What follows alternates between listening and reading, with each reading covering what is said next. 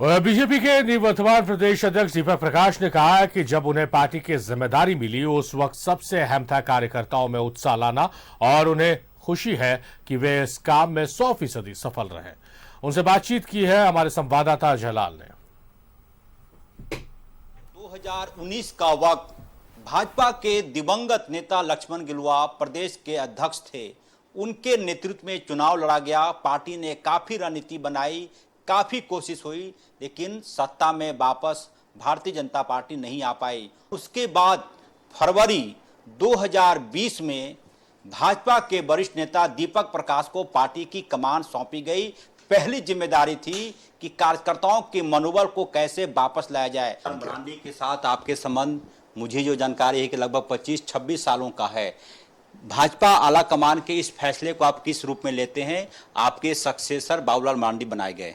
देखिए, जब वो विश्व हिंदू परिषद का काम करते थे और मैं विद्यार्थी परिषद का काम करता था, एक ही खपड़े के घर के नीचे, छत के नीचे, मट्टी के जमीन पर हम लोग लगातार सो करके संगठन के विस्तार में हम लोगों ने मिल करके काम किया था।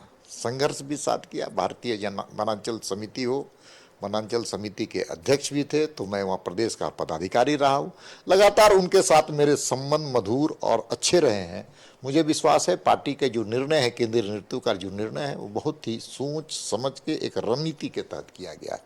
इसलिए मुझे खुशी होगी कि हम दोनों मिल करके बाबूलाल मरांडी को मैं सहयोग करके पार्टी को ताकत देने का मैं आगे भी काम करूँगा। लेकिन जो आपकी भाषा होती थी, आक्रामक होती थी, लोग उसको पसंद करते थे। आप जिस किसी मुद्दे पर बोलते थे, वो उंगली को भींच करके बोलना, वो तेवर मुझे लगता है कि कहीं ना कहीं मिसिंग होगी। नहीं, कार्यकर्ता मैं पहले भी था, आज भी कार्यकर्ता हूं, कल भी कार्यकर्ता रहूंगा।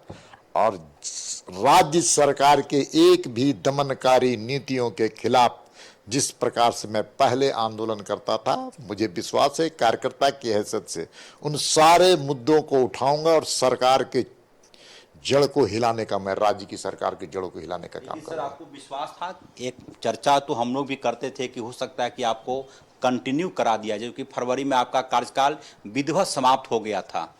देखिए, 3 वर्ष का हमारे यहाँ अवधि होता है, एक प्रदेश अध्यक्ष के लिए, जिला अध्यक्ष के लिए, मंडल अध्यक्ष के लिए।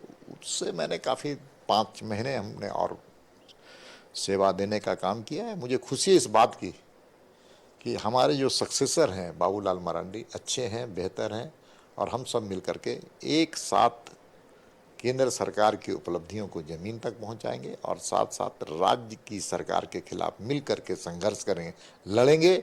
और आने वाले चुनाव में 2024 में जहां केंद्र में मोदी जी की सरकार बनाएंगे, वहीं दूसरे तरफ राज्य में भारतीय जनता पार्टी की सरकार बनेगी। सर, आदिवासी चेहरा बीजेपी का प्रदेश है, तो इससे पहले भी हुआ है, अभी का होना, क्या फर्क देख पा रहे हैं? देखिए, केंद्रीय नेतृत्व ने कोई रणनीति के तहत, कोई योजना के तहत और आगामी लक्ष्य को प्राप्त करने के लिए निर्णय लिया है, वो स्वागत योग्य है। और मैं तो बधाई देना चाहता हूँ केंद्रीय नेतृत्व का, अच्छा निर्णय है। सर, एक जो चीज़ें हैं कि आप पर ये सवाल उठता है कि आपके कार्यकाल में उपचुनाव आप नहीं जीत पाए, इसका मलाल आपको रहेगा? देखिए,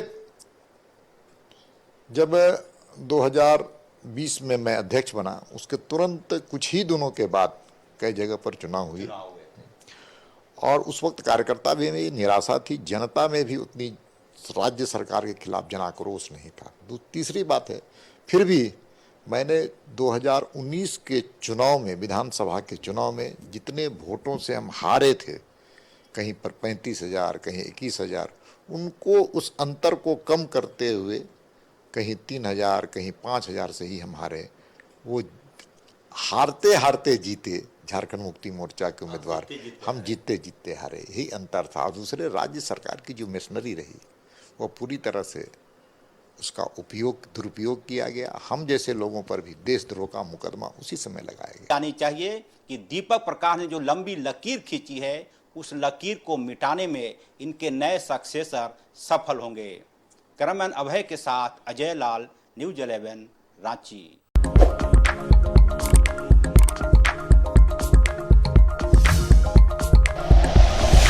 like and share videos, subscribe करें हमारा चैनल और प्रेस करें बेल आइकॉन। न्यूज़ 11 भारत, सच है तो दिखेगा।